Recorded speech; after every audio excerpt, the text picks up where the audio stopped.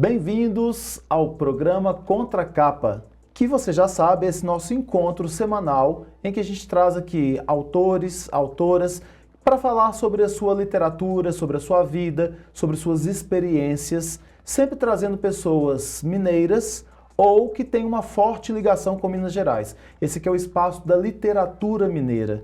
Hoje a gente recebe não um mineiro de nascimento, mas de coração, que já tem uma história aqui com Minas Gerais, é um professor, é um escritor e vai nos falar sobre a sua obra e falar um pouquinho sobre literatura também. Estamos aqui com Fábio Martins. Fábio, seja bem-vindo ao nosso programa, mais uma vez.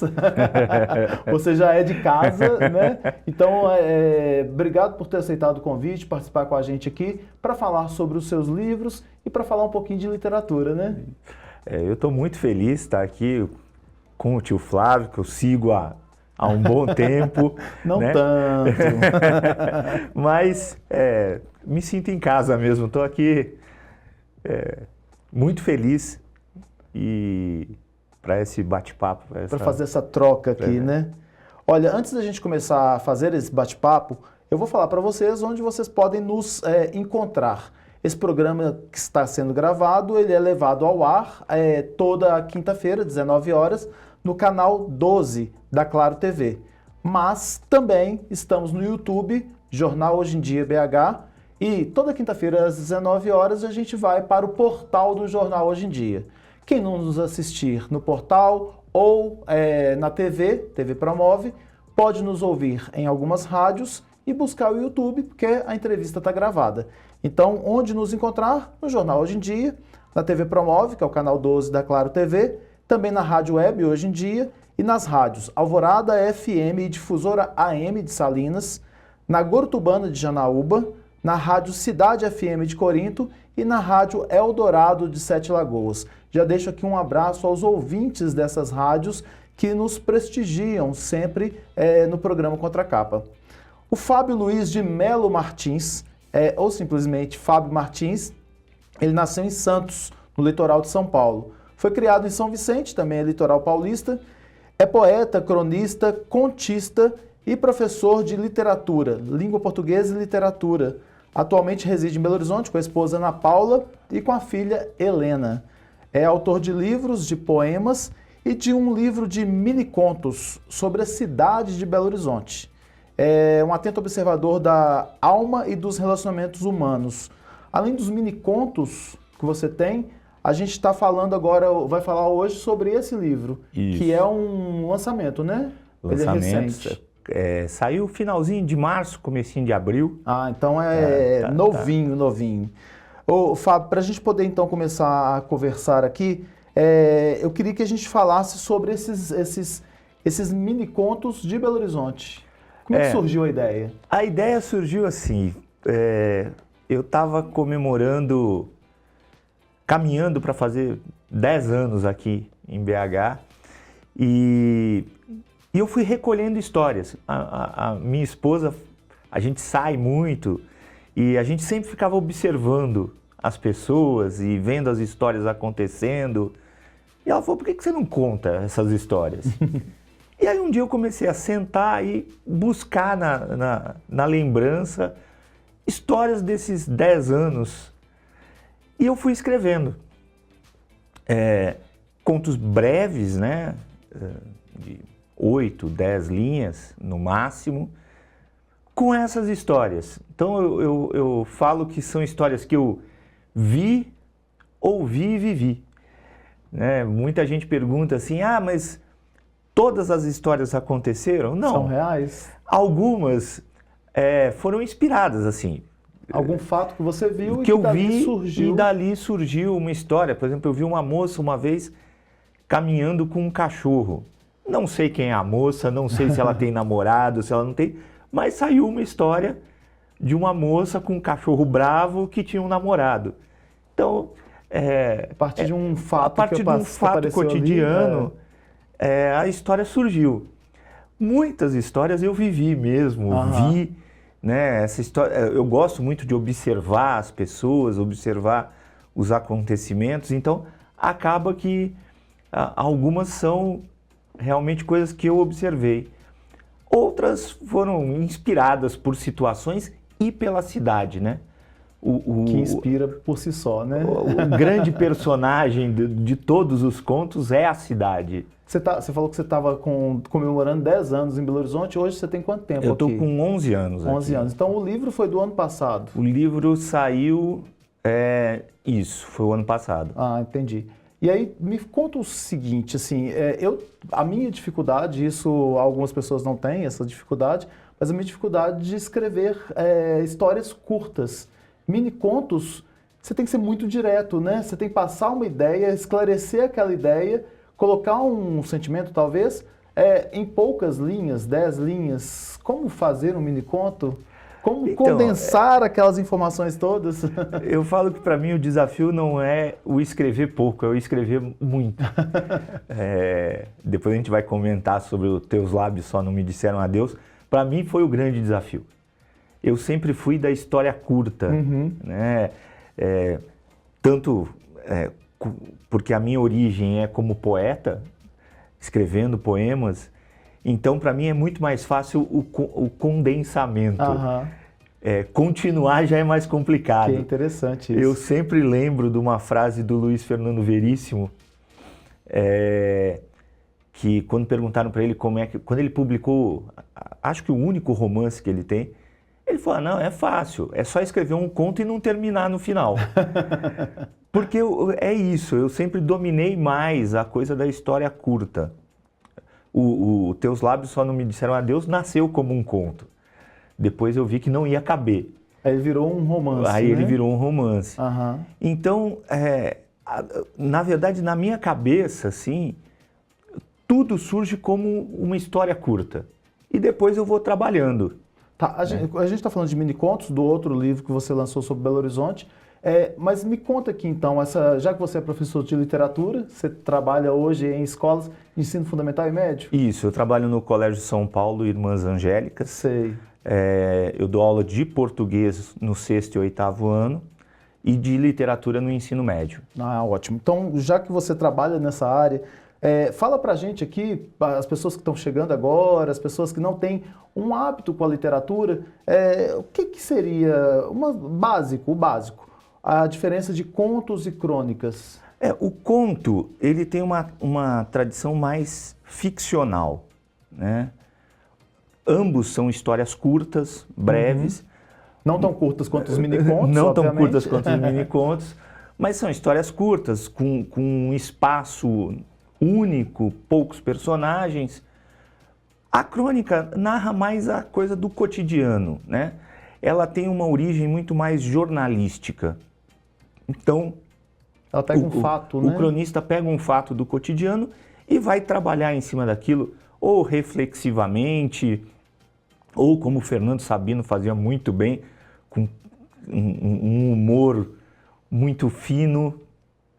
O conto já não. O conto tem esse casamento, vamos dizer assim, com a ficção, com a literatura, né? A crônica é muito mais um gênero jornalístico. É uma foto daquele momento, né?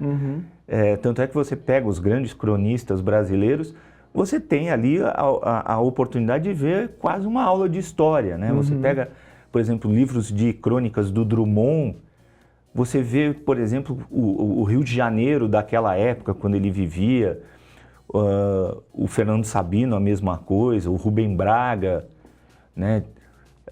Então tem essa coisa uma fotografia mais do cotidiano, né? O conto já não, o conto é plenamente ficcional, é uma possibilidade de viajar pela imaginação mesmo. Isso é bom. Agora, já que a gente está falando das características dessas duas linhas, fala pra gente aí do romance. O que é o romance, então? Então, o romance, muita gente tem uma visão, por conta do nome, né, romance, as pessoas acham que é uma história romântica, de amor, né? De amor.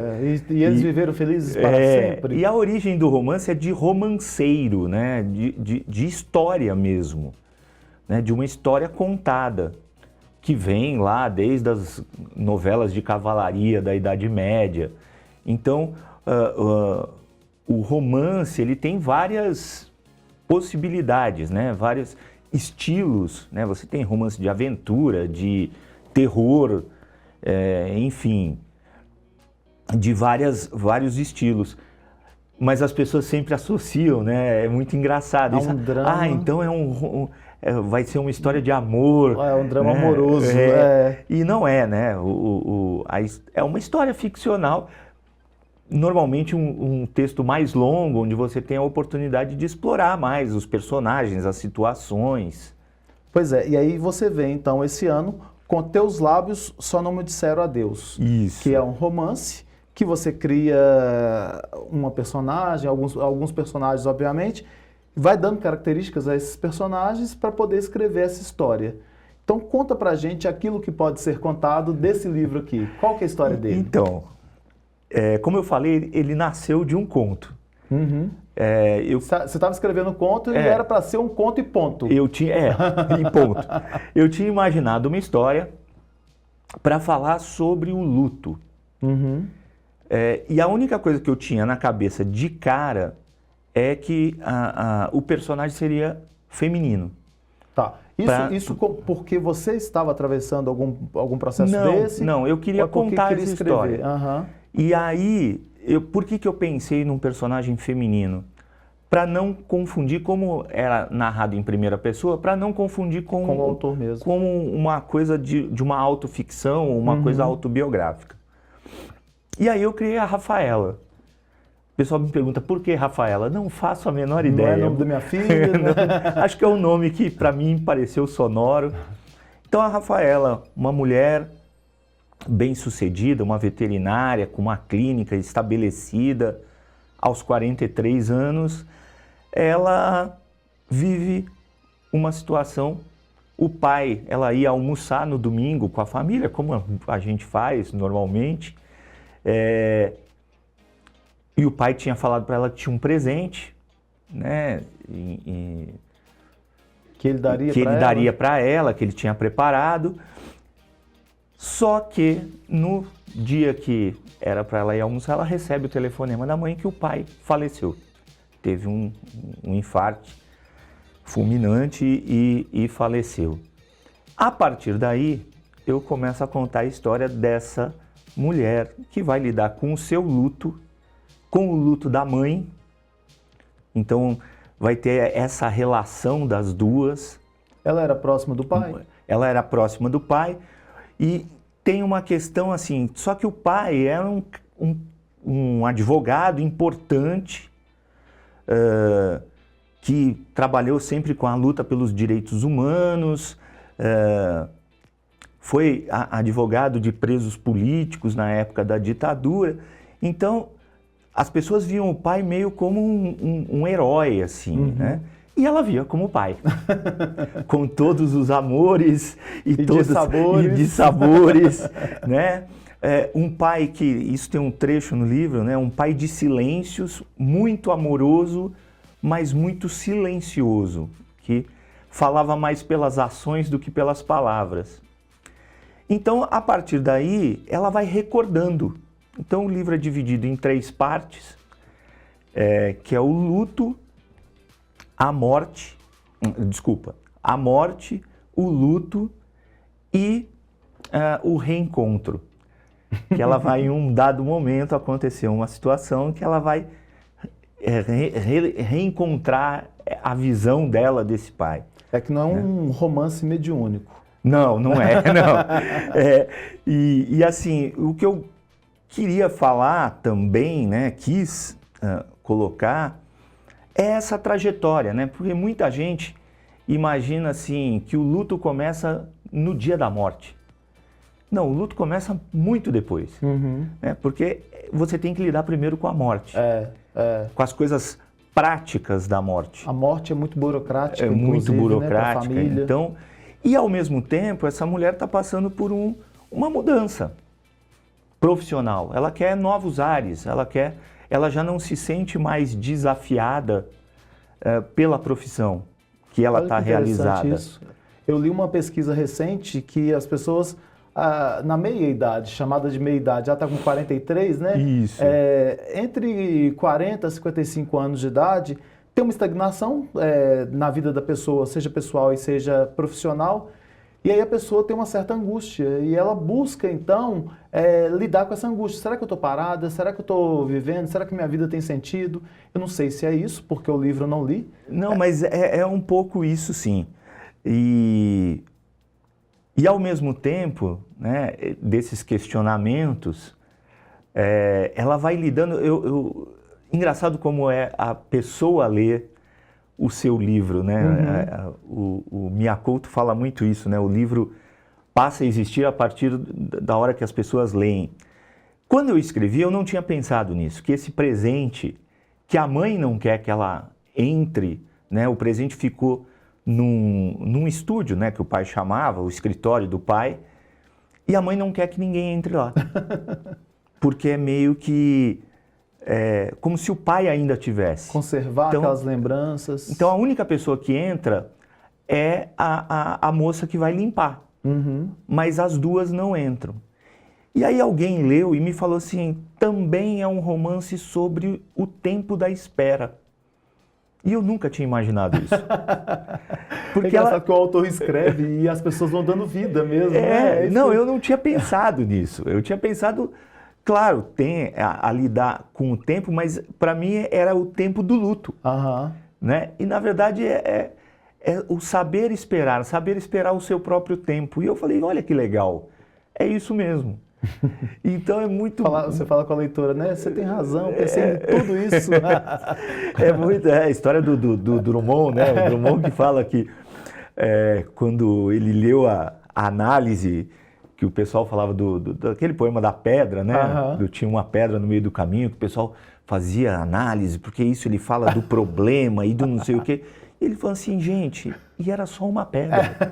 Eu vi uma pedra no meio do caminho e eu quis fazer um poema sobre isso. Então é muito interessante porque a história passa a não ser mais sua. É verdade. Né? E é foi muito intenso escrever, porque... Como professor, eu tinha as noites para escrever, então eu gostava do silêncio da noite, de escrever, e eu encontrava com a Rafaela todos os dias, durante 8 meses. Mas a Rafaela, porque você fez uma personagem feminina, que também para os escritores é um trabalho de observação, é um trabalho de entendimento. Quando eu vou falar de um adolescente, eu tenho que entender como é o adolescente hoje, já que eu quero retratá-lo hoje. E é um fato de não só de observar, mas de vivenciar. Lógico que você tem 2 meninas em casa, mas como foi escrever do ponto de vista de uma mulher? Então, foi um grande desafio. E aí eu fui resgatar a minha história. Porque eu fui criado numa família de muitas mulheres, né? Tias, primas... E mulheres que hoje é o que a gente chama de mulher empoderada, né? Naquela época a gente não sabia. Não existia isso, mas não existia o termo, mas elas já eram. Então mulheres muito fortes, muito intensas. Então eu fui resgatar essa vivência que eu tinha com esse universo feminino. E vi que ele sempre foi muito presente na minha vida. Inclusive com muitas amigas, né? Eu sempre... circulei muito bem entre as mulheres, com muitas amigas também. Eu brinco que isso também era meio sofrido, porque aí quando você se apaixonava, ela falava assim, não, mas você é meu amigo. Não, eu falava, poxa. Então, foi muito legal entrar nesse universo feminino. Claro que com muito medo também, porque será que eu estava, né, escrevendo uma mulher que era crível, né? Que ela poderia existir? Então aí o meu próximo passo, quando eu fui terminando de escrever, foi dar para 2 mulheres escreverem, para elas lerem, né? Para minha irmã e para minha esposa. E elas falaram assim, olha, a Rafaela podia ser a vizinha, podia ser uma amiga minha, podia ser uma parente, enfim. É porque tem essa dificuldade mesmo. Você quer falar, por exemplo, de um personagem indígena. você tem que saber como é, não só a cultura, comportamentos, hábitos, mas o que pensa, né? Como diz aquela abertura do Globo Repórter, né? O que pensa, como vivem. Isso não só do indígena, mas de qualquer personagem. De uma criança, quando você quer escrever sobre ela, você tem que saber como vive, como pensa. Isso, então foi eu falo que foi um grande resgate, né, dessa minha convivência. E, ao mesmo tempo, muito desafiador, porque você está se colocando no lugar de uma pessoa que é uma personagem que você tem que olhar para ela de um jeito de como ela olharia a vida. Não é o Fábio que está olhando. Exatamente. É a Rafaela. Como é que E, claro, é um livro também que tem uma declaração de amor a Belo Horizonte, né? A história se passa em Belo Horizonte, de várias épocas, e aí foi também um desafio, porque eu estava, principalmente quando fala do pai da Rafaela, o Walter, eu estava falando de uma época que eu não vivi em Belo Horizonte. Então fui pesquisar o que existia, o que não existia, né? Então a Rafaela foi se tornando realmente uma pessoa real. Né? Eu sentava todas as noites e perguntava para ela, né? Bom, o que você quer me contar hoje? Né? Fala, Rafaela. Sente no divã, né? E ela foi contando a história dela. Chegou um momento que já não era mais a história que eu tinha. A história já não era mais minha. Ela tomou um outro corpo. Ela era a história da Rafaela. Foi ela que foi contando. E foi muito divertido, muito gostoso escrever. Em alguns momentos é muito, muito forte isso. Em alguns momentos eu me emocionava escrevendo. Né? Porque aquela história que eu imaginei no começo, ela foi ganhando desdobramentos, foi ganhando outras relações, outros personagens que foram compondo a Rafaela também. A Rafaela foi vista também por outros personagens. Então, essa mulher, no final, se tornou, assim, uma companheira mesmo, né? de viagem, nessa viagem que foi escrever o livro. E aí tem o luto também, o seu próprio luto, de que quando você termina a escrita, parece que você está dando um tchau para a Rafaela, né? Sim. Porque as conversas com ela acabaram, né? E aí é difícil abandonar, foi difícil abandonar a Rafaela. Que isso é interessante para o processo de escrita, para a pessoa entender o processo de escrita, porque a gente está falando de se colocar no lugar de personagens diferentes.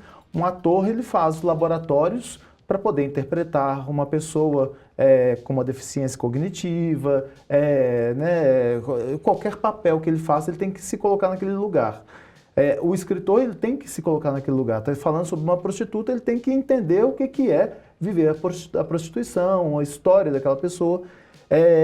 Você escreveu uma mulher, aquela mulher estava presente na sua escrita, você encerrou, porque outras obras virão, pode ser uma continuidade da própria Rafaela, mas aí você tem o ponto final, né?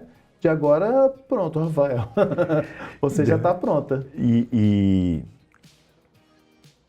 E foi muito, assim, intenso, porque porque aí depois da escrita tem a reescrita, as várias reescritas, né? Eu fiz várias versões, então ela estava lá ainda, eu ainda estava dialogando com ela.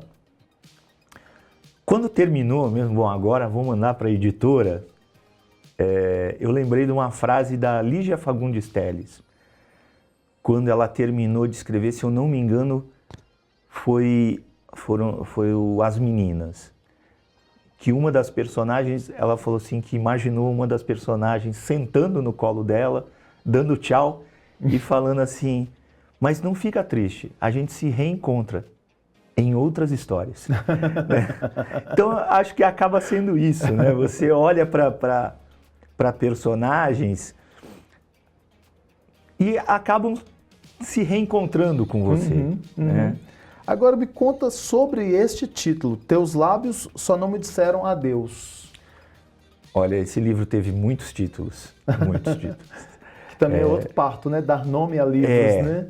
Ele foi chamado de A Caixa do Walter, porque ele deixa um presente numa caixa. Ele foi chamado da História da Rafaela, enfim. E aí eu fiquei pensando, né, nessa história de um pai que era um pai de silêncios, mas ao mesmo tempo muito amoroso. Nas conversas, o que não tinha sido dito? Né? A única coisa que ele não disse para ela foi adeus, porque ele morre sem... Não teve esse tempo. Não teve esse tempo. Né? Foi uma morte súbita, então ele não... E aí eu falei assim, tem tudo a ver com o livro. Eu fico pensando muito sobre isso, porque assim, parece que quando a gente fala viver hoje como se fosse o último dia, parece que a gente está se despedindo todos os dias e parece um lamento infinito, né? Porque eu estou me despedindo todos os dias. Na verdade, viver com intensidade, a presença, o momento, o que o momento exige. E esse dizer adeus, a gente não diz adeus, né? A gente não se abraça achando que pode ser a última vez, a gente não diz tudo em todos os encontros, né? Eu mesmo consegui, através da literatura, falar para algumas pessoas aquilo que eu não tinha condições de falar oralmente, eu falei muitas vezes pela escrita. Então, assim, eu acho que o adeus, ele sempre falta porque a gente não está preparado para ele, né? Sim, sim. A gente nunca sabe quando vai ser a última vez, né? E, então, eu acho que esse título me soou, assim, um título muito verdadeiro. E que é o que a Rafaela diria ao pai, né? Falando, poxa, você só não me disse adeus. E olha, a gente só não pode falar o que tem na caixa. Não falar o que tem na caixa não, mas é algo que marca muito, não é à toa que chama reencontro, porque a Rafaela vai reencontrar esse pai, um pai que ela não via daquele jeito, né? Ela sabia que era um pai amoroso, sabia que era um pai carinhoso, que foi um pai extremamente presente e importante, mas sempre aquela coisa, né? Era meu pai, era o pai que dizia não, era o pai que não deixava ir em determinados lugares. Próximos, né? Os seus alunos que te veem como professor e a sua filha que te vê como pai. Isso. Então, assim, era o pai. E aí ela vai reencontrar esse pai com um outro olhar. Que é uma oportunidade que eu acho que todo mundo deveria ter, né? De ver os seus próximos com um outro olhar, com um olhar que não é daquela posição da relação, né? Então, e é um reencontro com ela também? Com ela, porque na verdade essas três divisões, né, que é a morte, o luto e o reencontro, acabam marcando fases da vida dela, né? Então ela vai lembrar da infância, da adolescência e ela adulta com esse pai e ela se revendo também, né? Ela lembrando de coisas que ela viveu, de coisas que ela viu com esse pai, né? De momentos marcantes. E eu gostaria, assim, de também deixar uma coisa clara, que também é uma coisa da relação dela com a mãe, que é muito bonita. Ela tem uma admiração por essa mãe muito grande. E aí, então, ela também revê a relação com a mãe, que era muito próxima, mas se torna mais próxima ainda nesse processo que ela está passando. Muito bom. A próxima história já está borbulhando? Está na cabeça já, que é uma história de um tema que para mim é um tema importante também, falar do retorno, né? mas ainda está... Mas é uma continuidade? Não tem nada tá. a ver, aí é uma outra pessoa. Entendi. Aí mas é sobre o retorno, alguém que volta para suas origens. Entendi. Fábio, para poder encontrar você, para poder saber mais sobre os seus livros, onde que as pessoas podem ir? Então, ou no site da editora Apris, né? Ou na Amazon também, tanto o livro físico quanto o e-book. E nas livrarias virtuais, né? Tá na Leitura também, na Livraria da Vila.